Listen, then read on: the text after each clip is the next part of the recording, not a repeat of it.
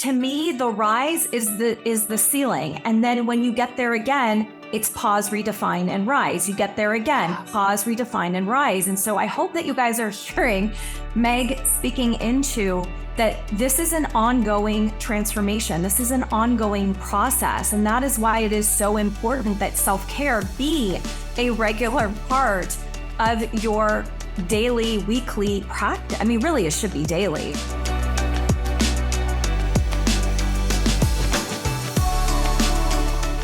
Hello, everybody, and welcome to another episode of the Power in the Pause podcast. I'm your host, Wendy Page Sterling, and I'm so happy that you've decided to join me today.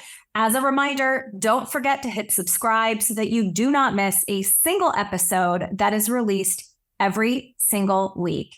And it would mean the absolute world to me if you would please leave a rating and a review so that more people can find this podcast.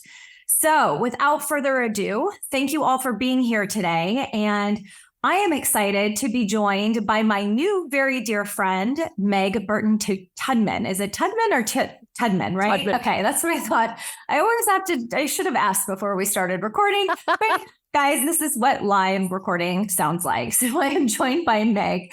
Meg, how are you doing today? I'm so good. This is a bright light in my day today. I'm so happy to be with you. Oh, I am so happy that you said yes to being a guest today, because you guys, we've got a really powerful topic today.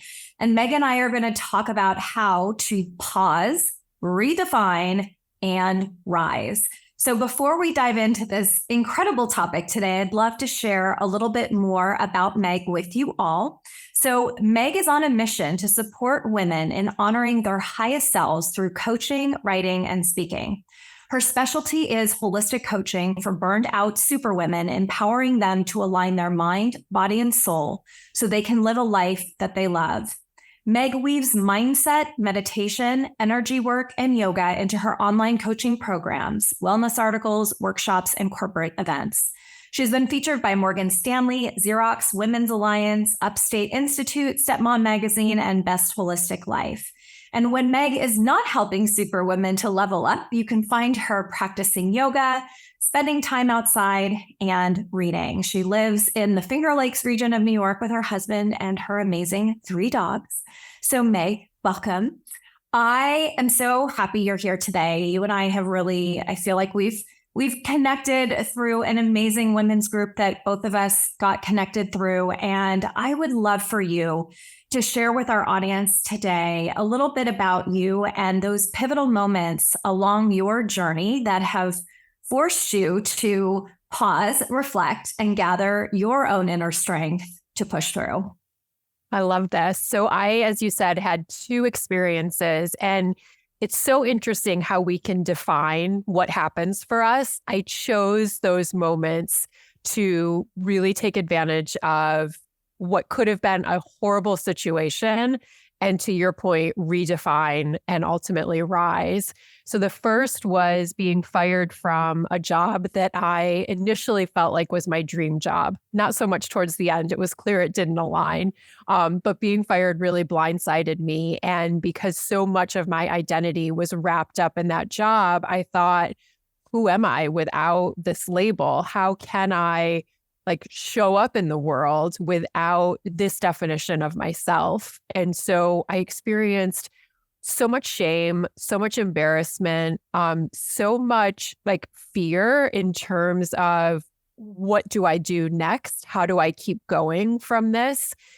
And at the same time, so there's all of those strong, really uncomfortable feelings. At the same time, I also felt this element of freedom, like a weight had been lifted off of my shoulders. And there was this tiny voice inside that said, thank goodness, I don't have to define myself by something that really doesn't fit, that really doesn't feel aligned in terms of body, mind, soul, spirit, all the things. And so being able to really embrace that feeling of freedom and think about, well, how else could I define myself? What would it look like if this label, which was taken away from me, right? Being fired, taken away. What if this label, is gone. How do I move forward from here? So that was one. And for sure, it doesn't happen overnight, right? Like sometimes the pause is a millisecond, and sometimes the pause is, I feel like it can be decades long. So, and everything in between. The second experience that happened for me is one that involves mental health. And that's something that I've struggled with for a really long time. Since I was a kid, depression and anxiety were really strong for me. And I had this, I think, ability to function at a really high level. So a lot of people had no idea that that was anything I was struggling with. I was really skilled at hiding it. Like I had a lifetime of experience of hiding this part of myself that I was really struggling with. And I happened to be at a 4-way stop with a blinking red light one day and couldn't for the life of me figure out when it was my turn to go. And in that moment, in, almost a feeling of like panic and terror, I thought, oh my goodness, this, in terms of mental health, this has really gotten out of control. This isn't something I can hide. This isn't something I can like muscle through anymore. And so I invested in a really intensive therapy program and walked into the building the first day having no idea what to expect. And again, experienced that like weight being lifted off of me. And I paused and took a breath. And I thought to myself, I can take off all of the masks. I can show up exactly as I am, raw and vulnerable and imperfect and scared and sad and anxious and depressed. And I can start to heal. And that light got me through that whole program and, has carried me through ever since. And what I think is so pivotal about both of those experiences is that I made the conscious choice to say, I'm going to pause, I'm going to reset, I'm going to shift how I'm showing up, how I'm thinking, and how I'm like being and doing in order to create something different for myself. And for sure, with either of those experiences, I could have like continued to hustle, continue to grind, continue to muscle my way through. In my heart, though, I knew that wasn't going to get me where I truly wanted to be. I knew that that wasn't going to help me and support me in creating the reality that I was really seeking. Yeah. And what you just shared is so powerful. And what's also really interesting is that the universe handed you that stoplight, right? Yes. Mm-hmm. And that to me was your sign, right? Yes. That was the sign from the universe. And so many times we overlook those moments, or we choose to push through the discomfort of those paused moments when sometimes they're forced upon us. Yeah. But I'm curious to know, like, based on your experience, not just sitting at that stoplight, but really being intentional with your pauses, how has the gift of the pause allowed you to really support your own mental and emotional well-being, not only during those two challenging times, but even today in new challenges that arise in your life? Yeah. I think that those pauses, and you've said this on your podcast before, I'm an avid fan and listener, but those pauses are a gift if we choose to look at them that way. So there's an element of mindset to practicing the pause. And I think that we're so empowered and we're so well equipped if we consider that this opportunity, even when it's difficult, even when it's uncomfortable, even when it's, the last thing that we want to do, right? That pausing and taking a breath and like giving ourselves space to feel what we're feeling and to then move forward from there. For so often, especially in terms of mental and emotional health, I just stuffed everything down and pushed through and thought, well, when I get to this next milestone, whatever that may be, right? This next external benchmark or like landmark, then things will be better. And the interesting thing is, when there's misalignment and when we're not honoring those signs that the universe is giving us, it doesn't matter what we achieve externally. we're never going to fully be able to enjoy that or appreciate it or really, and this is, I think, big, but we're never going to be able to live up to our potential. We have so much within us. We have so much to give. We have so much to share. And it's limitless, I think. And it's limitless if we honor those moments to pause, those moments to tune in and notice, what are the signs I'm receiving? So for me, getting off like that hamster wheel and getting off of that like daily grind has been so powerful in supporting my well-being, because it lets me tune in with my body, lets me tune in with my mind and my heart. How am I really feeling? And then how do I want to be feeling, right? Where does my control lie? Like, what's the mindset I'm showing up with? What's the energy I'm showing up with? What are the thoughts that I'm choosing to engage with? And what are the actions that I'm taking based on all of that? And does that feel aligned? And does that feel authentic? So, using the pause as an opportunity to release that tendency towards perfectionism, to release that tendency towards people pleasing. So much of that for me was habit. And so if I didn't pause, I couldn't get out of that cycle. I couldn't get out of that habit. Right. Right. And that's really, everybody listening, you should go back and write down those questions that Meg just said out loud of what you should be asking yourself, because they're really powerful ways to redefine any moment, any single moment it is that you are coming up against, an opportunity to make a shift, an opportunity to pause, whatever it is. I think that you just spoke beautifully into how it is that people, or the questions that people can ask themselves to really in that moment redefine what it is that either they're thinking or they're experiencing or what they're feeling. And ultimately what that enables us to do is to really turn what could be, as we call them, setbacks, into an opportunity. And, as I've called it before, like stepping stones for growth. Yes. I love that. Go ahead. No, Keith, because I was going to say, talk a little bit about kind of that thinking process too. Yeah, I love that so much. And I think that one of the things that's been so helpful for me and also for my clients is to start to explore what else is true. Because it could be true that this is, like a catastrophic event that's happened for you. And what else is true? So it's not as if we need to, show up with this like Pollyanna, everything's great, it's all rainbows and butterflies. I think that's a little bit unrealistic. And I think it also can get us into a really tough spot when we're not acknowledging, I do feel like badly or, unhappy or displeased or ashamed of something that's happening for me. So being able to tune in and notice, okay, here's what my immediate response to this situation is. And here's what else is also true. Here's how else I could frame it. Here's how else I could look at it. Here's how I could use it, to your point, as a stepping stone for growth. And that alone requires time.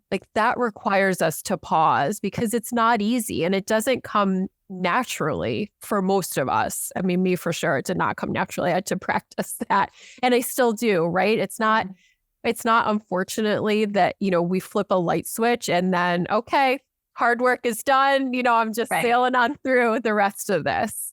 But there's so much opportunity for us for growth and for transformation and, for reinvention and redefining ourselves. If we pause and tune in and notice, here's the immediate response that I'm having. Here's the immediate feeling. And I also see this piece of it. I also see this opportunity. Exactly. And you touch on something so incredibly important, and it's one of my favorite words, which is authenticity, right?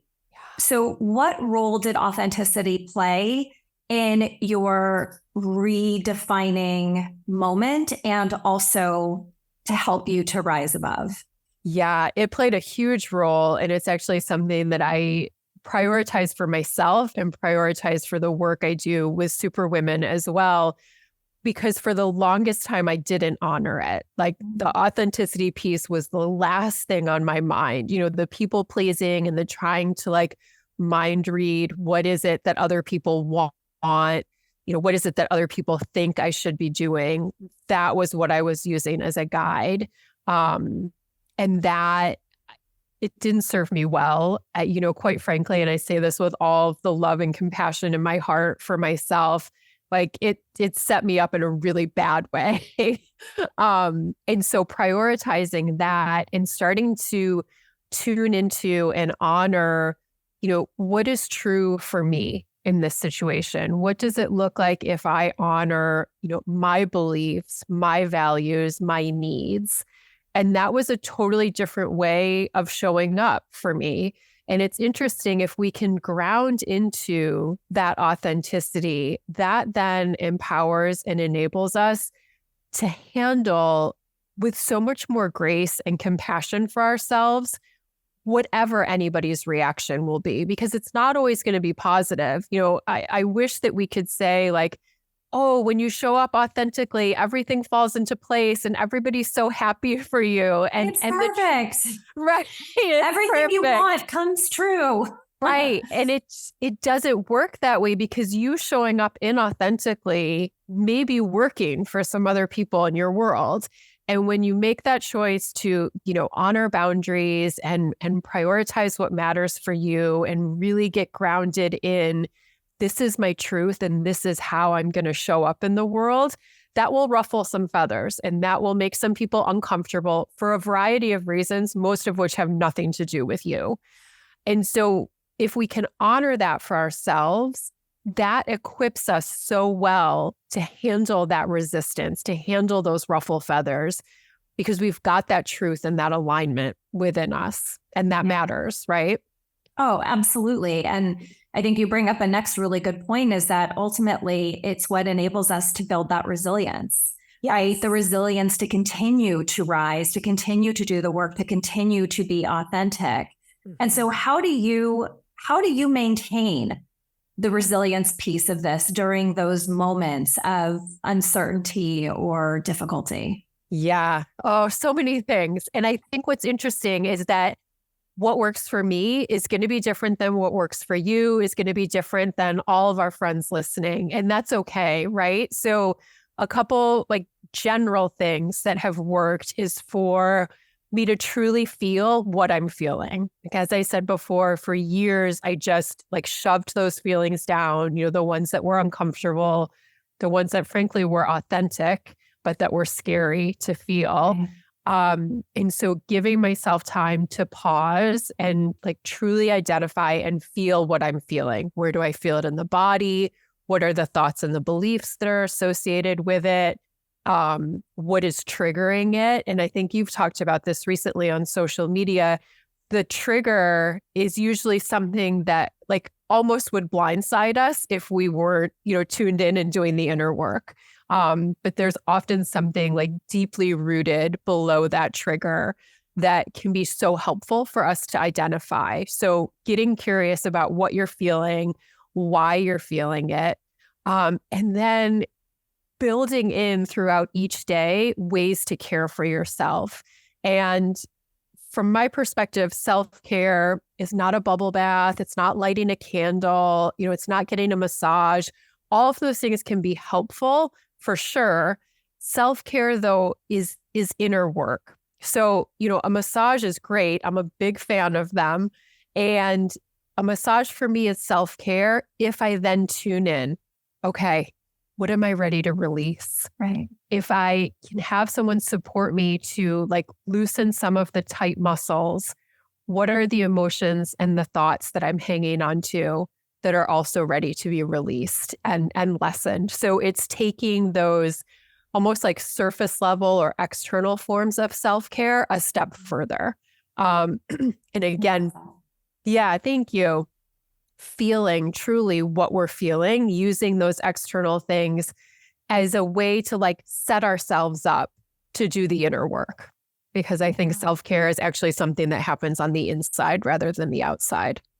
Oh, 100%. I mean, it's interesting what you just said about the massage, because as you know, and those of you listening who follow me on social media, I just got back from Sedona and I treated myself to a massage before I left.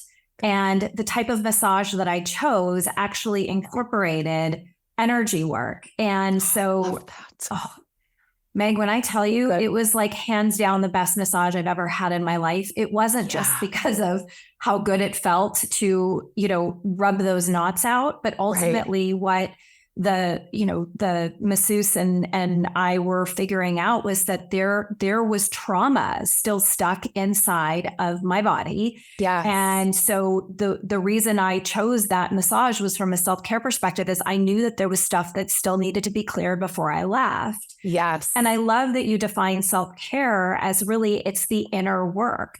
Mm-hmm. It's what it makes me think of is that it's like, the massage or the bath, like that's the external validation, right? But what is really important is like the internal validation that happens when you let yourself go there. Yeah. And, you guys, like Meg, myself, any other guests that I've had on this podcast, we're all human. We all have really bad days. Yeah. I was crying my eyes out for 3 days in Sedona, working through stuff. And yes, I've been doing this work for, 7+ years on myself. And there isn't, there's not that final destination that you get to, right? Like this process of pause, redefine, and rise. It's like, to me, the rise is the ceiling. And then when you get there again, it's pause, redefine, and rise. You get there again, pause, redefine, and rise. And so I hope that you guys are hearing Meg speaking into that this is an ongoing transformation. This is an ongoing process. And that is why it is so important that self-care be a regular part of your daily, weekly practice. I mean, really, it should be daily. I mean, let's be honest. It's got to be daily. I mean, I don't know a single entrepreneur that doesn't journal at least on an everyday basis and allows themselves to go there to be able to clear out so that we can all be present for all of you guys that are sitting here, right? Yes, exactly. So what is one piece of advice that you would give either to a younger version of yourself or to somebody listening in today who's like, God, I want to pause, redefine, and rise so bad, but like I get in my own way? Or like, what would you say to them? Like, I like sharing what I call micro steps, right? Like what is just one little micro baby step that they could take today to just get them into a momentum where they feel like they're moving themselves forward? Yeah. Oh, I love this question. And I'm a huge fan of the micro steps too. I think that especially if you're a perfectionist, a people pleaser, an overachiever, that we tend to think that it has to be these big sweeping actions. Like we have to pull the rug out from underneath entirely and like totally change how we're doing everything. And what I found is that it's actually what I call micro moments throughout every day. So those seemingly small actions, those seemingly small, beliefs that then have this amazing ripple effect and that are sustainable, right? If we pull the rug out and we, do a 180, which the 180 will happen, like that's naturally going to happen. Right. And when it happens by honoring those micro moments, those micro shifts, it's so much more sustainable. And it's so much more, I think, effective too, because it's something that we can sustain. It's something that we can honor regularly, hopefully daily. I think in terms of the most powerful step, and it's one that I'm still a little bit blown away by, even though I've been doing this work for a really long time, is taking a breath, taking a deep cleansing breath. And, for friends listening, if you rolled your eyes or if you're about to like turn off the podcast, hang with us. That for sure was me for such a long time. Like I breathe all day long. I don't need to take a conscious breath, come on. And the reality is when we tune in, take a deep breath in through the nose, let it out as a sigh out the mouth, it is the ultimate reset. And it gives us this moment to pause, of course, but also to tune in and notice. Because if we're not giving ourselves the time and the space and the opportunity to notice what's happening for us, what we're experiencing, what we're feeling, it makes that transformation to rise really, really difficult, if not impossible, right? So taking a deep cleansing breath is, for me, I still use it. All of my clients use it. It just is, it feels like a way to like wipe the slate clean and start again. Yeah. And I love that you said that, because I think so many of us do roll our eyes when they say, like, take a breath, just take a deep breath. And I was reminded yesterday, even during my massage, of the power in our breath, and how, I don't know about you or anybody listening, but when I am unable to let myself just relax, like I'm very tense. And I even, I could even tell in the massage yesterday, like, he was breathing to guide me in deep breathing during the massage. Yes. And I noted, like, I could even tell in my physicality when I took that really deep breath in and I exhaled audibly during my massage, like, I just felt my muscles just surrender and just release. And imagine, on top of this, you guys, like the stress that you're putting on your body by like, it's like you're just gripping, wanting to still stay in control, but ultimately that's not what is going to serve you in your highest and best way. And so I love that advice. And I am a huge proponent of breathing. I have to remind myself of doing it every single day. Same. And, and I think that is the best piece of advice for anybody. Meg, I adore you. I love you so much. And I'm so grateful that you came on to the show today to share about your journey. And you've given everybody so much wonderful advice today. And I want to make sure that they know where they can find you and follow you. And I know that you have a free gift for everybody as well, which will be in the show notes, guys. Don't worry. So Meg, please tell everybody where they can find you. I will. I'd love to add one thing too, because you brought up such a great point about this journey doesn't end, right? It doesn't end until our time here ends. And I invite everybody listening to use that as inspiration, not as like, oh my God, it never ends. Like this is ongoing.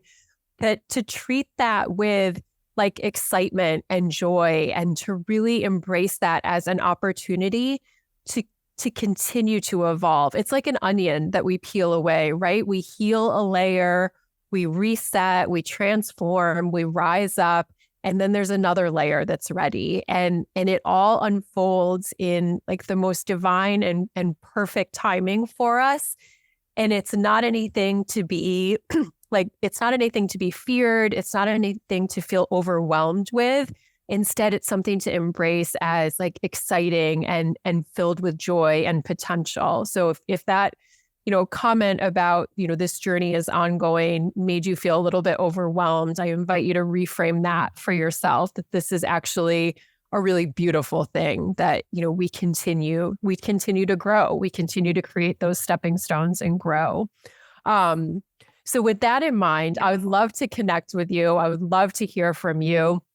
My website is probably the best place to start, and that's my name, megburtontudman.com. I have a free gift for you there. It's a Reset Your Mindset toolkit. So right in line with things that we were talking about today. And what I include in there are strategies that can be done easily, simply, cheaply, and just about anywhere. So I invite you to grab that. That'll help us stay in touch, and I'd be honored to support you in that way. I love that. Meg, thank you so much for being here today. And you guys, everything will be in the show notes as well, so you can grab all of those amazing resources. And I thank you all for tuning in today. Thank you so much for allowing me to share my amazing friends and guests who have incredible wisdom. And I hope that you all found at least one nugget of information in today's podcast that is going to help you to pause, redefine, and rise as you go out into the world and create your most amazing life yet. So thank you all for tuning in today. As a final reminder, don't forget to follow me on social media as well, Wendy Page Sterling.